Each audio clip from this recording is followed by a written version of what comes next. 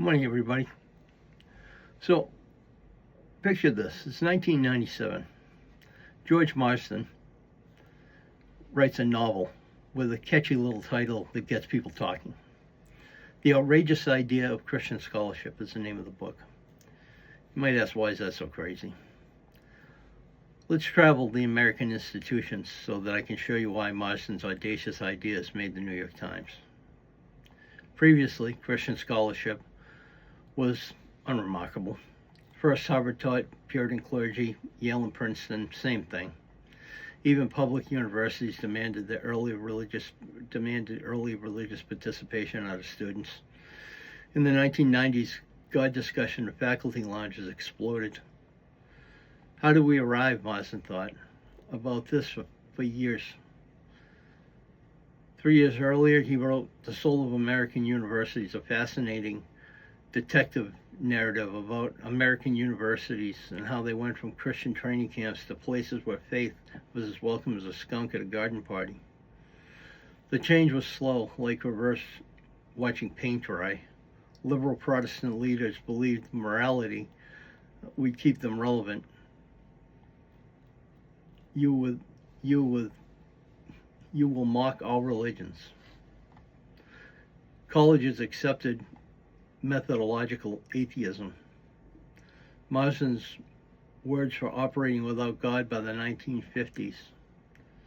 These universities supported feminists, Marxists, and other ideologies, which is intriguing, but mentioned Christianity and everyone worried about academic objectivity. Marsden he minimizes his outrageous idea. He says, hey, if we can have Marxist historians studying labor movements through their ideological lens, why can't Christian historians be honest about how their faith shapes their work? Consider the 1960s scientific objectivity refutation. Researchers were known to bring baggage, values, background, and worldview, and that shaped their answers and how they asked questions. Marsden declined favors. He opposed Christian scholars preaching in chemistry classes and citing the Bible in articles. He sought academic rigor and perspective, honesty like everyone else. Why did Marsden care? Exclusion gave Christian academics methodological schizophrenia, he said. Imagine going to church on Sunday, praying for their study and believing God created the universe, then ignoring work on Monday. Quite exhausting. Marsden considered universities losers.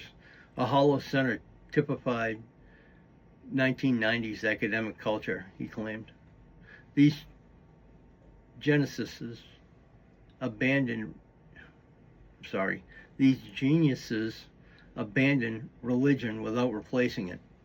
Vague materialism, moral relativism. He stated Christianity may confront unquestioned intellectual beliefs. Sometimes outsiders must proclaim the emperor is naked. Fireworks followed. Scholarly journals responded. Newspaper editors agreed. Critics believed Marsden wanted to revive the Spanish Inquisition in academics.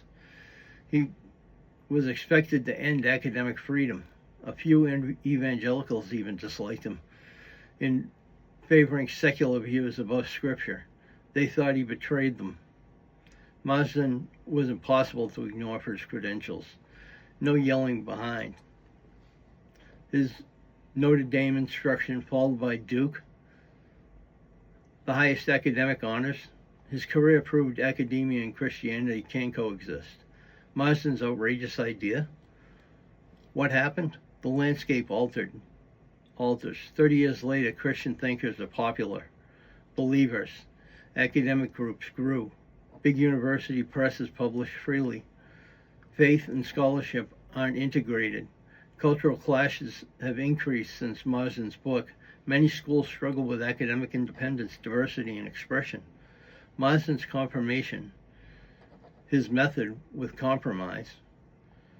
He hated Christian bubbles and university leadership.